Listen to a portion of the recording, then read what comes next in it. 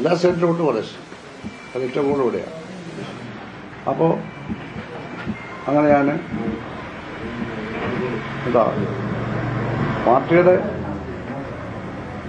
ആദർശങ്ങളും ആശയങ്ങളും ഉണ്ട്, അതൊന്നും തന്നെ ഉപേക്ഷിച്ചില്ല. പാർട്ടി പരിപാടി അതാണ് വിപ്ലവ തന്ത്രം. അതിനകത്താണ് ഇന്ത്യയിൽ അങ്ങനെ വിപ്ലവം നടത്താമെന്ന് പറയുന്നത് പാർട്ടി പരിപാടിയിലാണ്. പിന്നെ ഒരു കമ്മ്യൂണിസ്റ്റുകാരൻ പാർട്ടി മെമ്പർഷിപ്പ്, അതിന് നിബന്ധനകൾ. CPM-ന്റെ പാർട്ടി ഭരണഘടനയിലെ നിബന്ധനകൾ സോവിയറ്റ് യൂണിയനിലെ പാർട്ടിയുടെ ഇതിൽ നിന്നും പ്രധാനമായും സ്വാധീനിക്കപ്പെട്ടിട്ടുള്ളതാണ്. ആ ഒരു ശൈലിയാണ് മുന്നോട്ട്. കേന്ദ്രീകൃത ജനാധിപത്യവും ഉൾപാർട്ടി ഡെമോക്രസി അടക്കമുള്ള കാര്യം. അതിൽ ചെറിയ ഭേദഗതികളെ വന്നിട്ടുള്ളൂ. അപ്പോൾ ആ പാർട്ടി ഭരണഘടന, പാർട്ടി പരിപാടി, പിന്നെ 1951 പാർട്ടി ഒന്നായിരുന്നു നയപ്രഖ്യാപനമുണ്ട്, അത് ഞങ്ങൾ അംഗീകരിക്കുന്നതാണ്. പിന്നെ ഇതുവരെയുള്ള എല്ലാ പാർട്ടി കോൺഗ്രസുകളുടെയും പ്രമേയം, രാഷ്ട്രീയ പ്രമേയങ്ങളിലെ ഐഡിയോളജിയും സ്ട്രാറ്റജിയും, അതായത് തന്ത്രവും അടവ്, ടാക്ടിക്സും, ഇതെല്ലാം ഞാൻ തള്ളി പറഞ്ഞിട്ടില്ല, അതെല്ലാം അംഗീകരിക്കുന്നു. മൂലധനവും കമ്മ്യൂണിസ്റ്റ് മാനിഫെസ്റ്റോയും ഒക്കെ ഞാൻ പലതവണ വായിച്ചിട്ടുണ്ട്. മൂലധനം എത്ര തവണ വായിച്ചാലും മനസ്സിലാകത്തില്ല. അത് സാമ്പത്തിക വിദഗ്ധന്മാർക്കാണ് ശരിക്കും മനസ്സിലാവുക. എന്നാലും നമുക്കത് അറിയാം. കമ്മ്യൂണിസ്റ്റ് മാനിഫെസ്റ്റോ ഒക്കെ ഒരു ദിവസം, ഒരു മാസം 2 തവണ വായിക്കും. പല ആവശ്യമുള്ളത് വായിച്ചിട്ട് ഓരോ തവണ വായിക്കുമ്പോഴും നമുക്ക് മതിയാവട്ടെ. അത്ര മനോഹരമായ ഭാഷയിലാണ്. ചെറിയ പുസ്തകമാണ് കമ്മ്യൂണിസ്റ്റ് മാനിഫെസ്റ്റോ. ഈ ജില്ലയിൽ ഞാൻ ക്ലാസ് എടുക്കാത്ത ഒരു പഞ്ചായത്തും ഉണ്ടാവില്ല.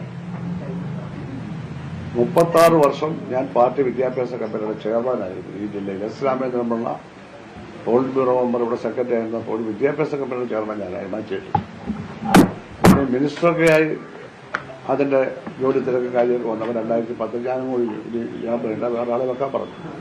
2010 മുതൽ ഞാൻ അതിന്റെ ചെയർമാനല്ല. ഇപ്പം ഞാൻ ജില്ലാ കമ്മിറ്റിയൊന്നും ഇല്ലാത്തതുകൊണ്ട് അതിന് ചെയർമാനാവാനൊക്കത്തുള്ളൂ.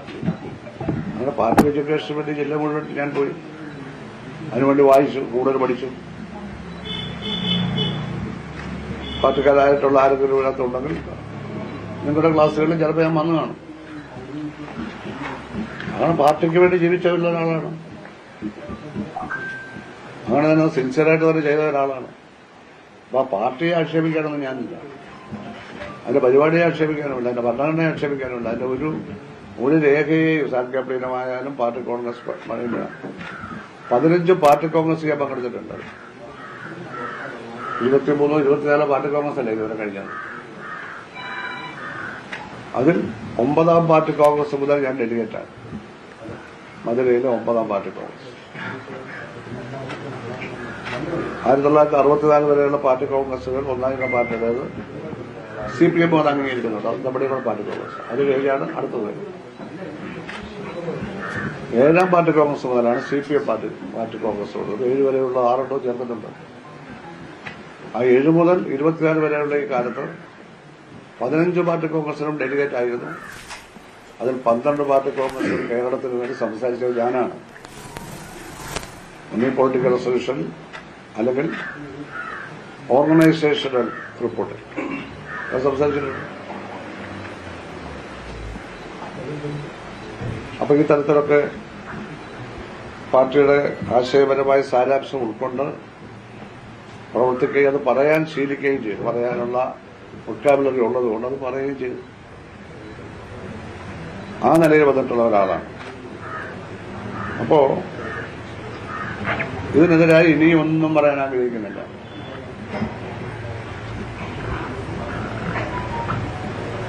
ഒരു പാർട്ടിയിലും ചേരാനും ഉദ്ദേശിക്കുന്നില്ല, ഒരു മുന്നണിയിലും ചേരാനും ഉദ്ദേശിക്കുന്നില്ല.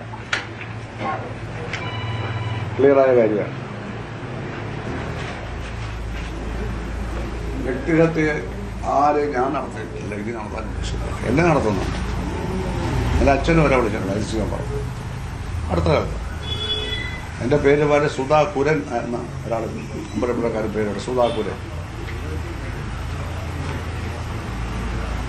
ഒരു ഉപരി കമ്മിറ്റിയോ ഒരു ജില്ലാ കമ്മിറ്റിയോ ഒരു ഏരിയ കമ്മിറ്റിയോ ആരും അതിനെ എതിർപ്പില്ല.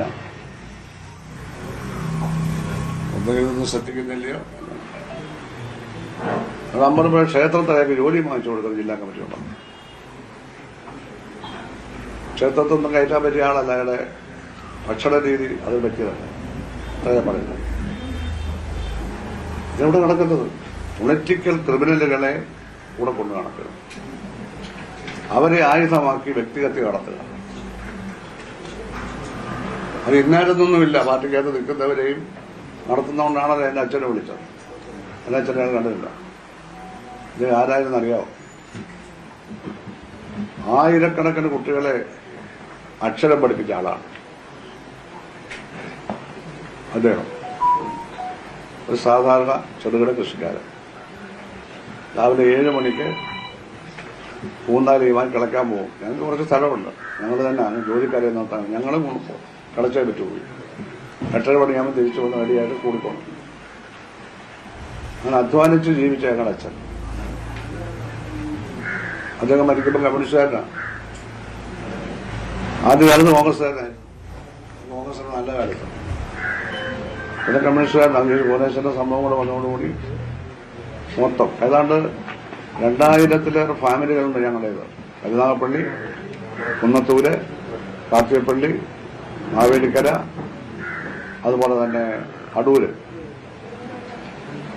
ഈ താലൂക്കുകളിലായി 2000-ഓളം ഫാമിലികളുണ്ട്.